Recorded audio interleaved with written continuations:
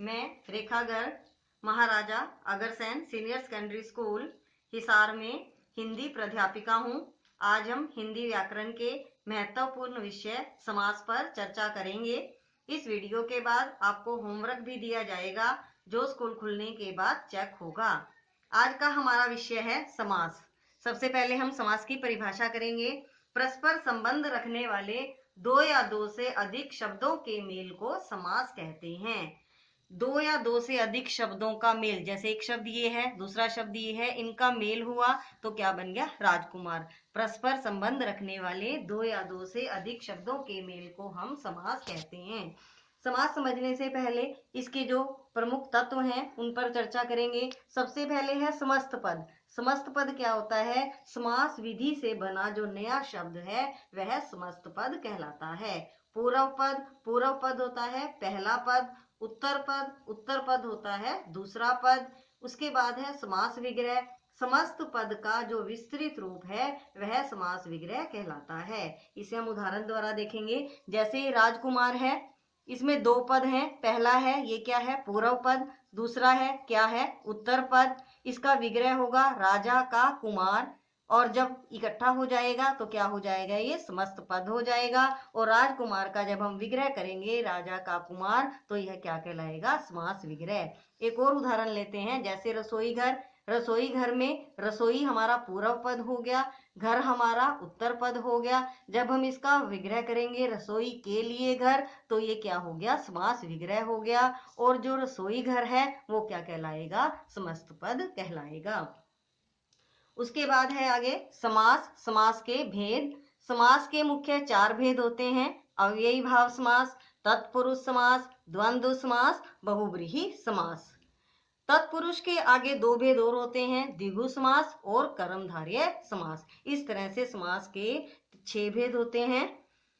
सबसे पहले है हमारा अव्ययी भाव समास। अव्ययी भाव समास, इसकी पहचान ये है कि इसमें जो पूर्व पद है, जो पहला पद है वह प्रधान होता है और समस्त पद अव्यय का काम करता है। अव्ययी भाव समास की परिभाषा, इसका पहला पद प्रधान होता है और समस्त पद अव्यय का काम करता है। जैसे हम लेते हैं प्रतिदिन, पहला पद इसका प्रधान है और समस्त पद क्या है? अव्यय है। और इसका विग्रह क्या होगा? प्रत्येक दिन। पहचान के लिए हम देखते हैं कि इसका जो पूर्व पद होता है, पहला पद होता है, वह उपसर्ग होता है। जैसे यहाँ पर प्रति उपसर्ग हो गया, आजीवन में आ उपसर्ग हो गया, यथा हो गया, निरोग में नी हो गया। आजीवन, इसका विग्रह होगा जीवन पर्यंत। समस्त पद ये अव्यय है, इसलिए क्या है? अव्ययी भाव समास। यथाशक्ति, शक्ति के अनुसार, अव्ययी भाव समास। निरोग, रोग से रहित, यहाँ पर क्या हो गया? अव्ययी भाव समास। जब एक शब्द की पुनरावृत्ति हो, मतलब एक शब्द एक से अधिक बार आए और दोनों शब्द मिलकर अव्यय की तरह प्रयुक्त हो तो वह भी अव्ययी भाव समास कहलाता है। जैसे हम देखते हैं मन, एक शब्द है, दो बार आ गया और इसका विग्रह क्या होगा? मन ही मन। यहाँ पर भी क्या होगा? अव्ययी भाव समास होगा।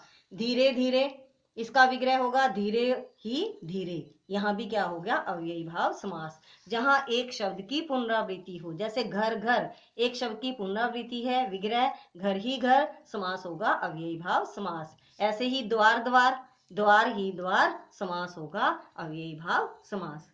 नेक्स्ट है हमारा तत्पुरुष समास। तत्पुरुष समास की परिभाषा, जिसमें दूसरा पद प्रधान हो और कर्ता और संबोधन कारक को छोड़कर अन्य सभी कारकों के विभक्ति चिन्हों का लोप हो जाए, वहां पर तत्पुरुष समास होता है।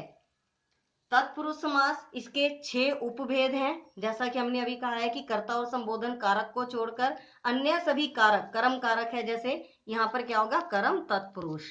कर्म तत्पुरुष की परिभाषा, जो कि तत्पुरुष के 6 भेदों में से पहला भेद है कर्म तत्पुरुष।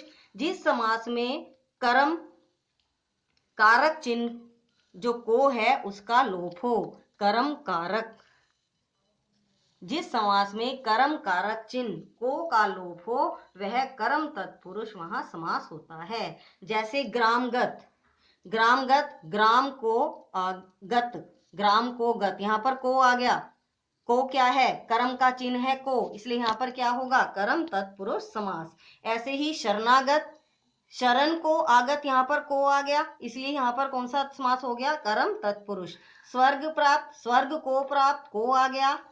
यश प्राप्त, यश को प्राप्त, यहाँ पर भी क्या हो गया, कर्म तत्पुरुष समास। अगर हमें विग्रह नहीं पता, जैसे हमें विग्रह पता है तब तो हम देख लेंगे कि इसमें अगर मान लो कारक विभक्ति चिन्ह कौन सा है, विभक्ति चिन्ह है, तो यहाँ पर कर्म तत्पुरुष है। और अगर हमें विग्रह का पता ही नहीं है, जैसे हम लेते हैं राजकुमार, राजकुमार में से कुमार क्या है, ये उत्तर पद है, लेकिन जब हम राजकुमार पढ़ते हैं तो हमें राजा नजर आता है या उसका पुत्र एकदम समझ में आता है, हमें पुत्र की तरफ ध्यान जाता है, इसलिए यहाँ पर दूसरा पद प्रधान है। राजकुमार में क्या होगा, तत्पुरुष समास होगा।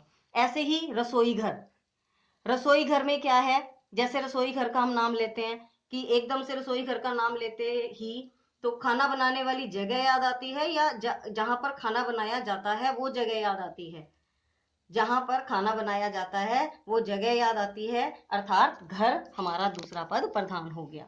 उसके बाद है युद्ध क्षेत्र, युद्ध क्षेत्र का नाम लेते ही युद्ध करते हुए लोग नजर आते हैं या वो स्थान नजर आता है जहां पर युद्ध हो रहा है, एकदम से हमारे दिमाग में वो क्षेत्र नजर आता है, दूसरा पद प्रधान होने के कारण यहाँ पर तत्पुरुष समास होता है। नेक्स्ट है हमारा करण तत्पुरुष समास। जिस समास में करण कारक से या के द्वारा का लोप हो जाता है वहां पर करण तत्पुरुष समास होता है। जैसे हम उदाहरण लेते हैं धनहीन, धन से हीन, यहाँ पर से आ गया कारक चिन्ह, इसलिए यहाँ पर कौन सा होगा, करण तत्पुरुष समास। रस भरी, रस से भरी, से आ गया। नेत्रहीन, से आ गया। रेखांकित, यहाँ पर भी से आ गया, यहाँ पर से आ गया, यहाँ पर दोबारा आ गया, यहाँ पर दोबारा आ गया, तो यहाँ से कारक चिन्ह का लोप हो रहा है, तो क्या पता चलता है कि यहाँ पर करण तत्पुरुष समास है। जैसे नेत्रहीन, नेत्र से हीन। रेखांकित, रेखा से अंकित। हस्तलिखित, हाथ से लिखा हुआ। रेल यात्रा, रेल द्वारा यात्रा। तुलसीकृत, तुलसी द्वारा कृत। नेक्स्ट है हमारा संप्रदान तत्पुरुष समास। जिस समास में संप्रदान कारक चिन्ह के लिए का लोप हो वहां पर कौन सा होगा, संप्रदान तत्पुरुष समास। जैसे पहला है रसोई घर, रसोई के लिए घर, यहाँ पर के लिए आ गया कारक चिन्ह, यहाँ पर भी के लिए, यहाँ पर भी के लिए, जहां पर भी के लिए कारक चिन्ह आगा वहां पर क्या होगा, संप्रदान तत्पुरुष समास। जैसे राह खर्च, राह के लिए खर्च। पाठशाला, पाठ के लिए शाला। युद्ध भूमि, युद्ध के लिए भूमि। सत्याग्रह, सत्य के लिए आग्रह। नेक्स्ट है हमारा अपादान तत्पुरुष समास। जिस समास में अपादान कारक से का लोप हो जाए वहां पर कौन सा समास होता है, अपादान तत्पुरुष समास। जैसे ऋण मुक्त, ऋण से मुक्त, जहां पर से कारक चिन्ह आ जाए, जैसे सभी जगह से कारक चिन्ह है तो यहाँ पर कौन सा होगा, अपादान तत्पुरुष समास। पथ भ्रष्ट, पथ से भ्रष्ट। गुणहीन, गुण से हीन। धनहीन, धन से हीन। जन्मांध, जन्म से। नेक्स्ट है संबंध तत्पुरुष। संबंध तत्पुरुष समास। जिस समास में संबंध कारक चिन्ह का, के, की का लोप हो वहां पर संबंध तत्पुरुष आता है। जब किसी समास का हम विग्रह करते हैं वहां पर का, के, की दिखाई दे, जैसे की, यहाँ पर भी की, का, की अगर दिखाई दे वहां पर संबंध तत्पुरुष समास होता है। जैसे घुड़दौड़, घोड़ों की दौड़। जन्मभूमि, जन्म की भूमि। राष्ट्रपति, राष्ट्र का पति। राजपुत्र, राजा का पुत्र। भूमिपति, भूमि का पति। राम कहानी, राम की कहानी। नेक्स्ट है हमारा अधिकरण तत्पुरुष समास। जिस समास में अधिकरण कारक के विभक्ति चिन्ह में और पर, इसके विभक्ति चिन्ह है, इनका लोप हो वहां पर अधिकरण तत्पुरुष समास होता है। जैसे आप बीती, अपने पर बीती, यहाँ पर जैसे पर आ गया, यहाँ पर में, यहाँ पर में, पर, में, जहां पर भी ये विभक्ति चिन्ह दिखाई दे वहां पर अधिकरण तत्पुरुष समास होता है। जैसे सिर दर्द, सिर में दर्द। शरणागत, शरण में आगत। घुड़सवार घोड़े पर सवार, दानवीर दान में वीर, गृह प्रवेश गृह में प्रवेश। आज हमने अव्ययी भाव समास किया है, तत्पुरुष समास की परिभाषा और उसके भेदों का वर्णन किया है। आज आपका गृह कार्य है समास किसे कहते हैं, इसके कितने भेद हैं, प्रत्येक का उदाहरण सहित उल्लेख कीजिए। तत्पुरुष समास किसे कहते हैं, इसके कितने भेद हैं, सो उदाहरण वर्णन कीजिए। और आपकी पुस्तक में जो भी समास हैं उन सबको आपने पढ़ना है और कॉपी में लिखना है।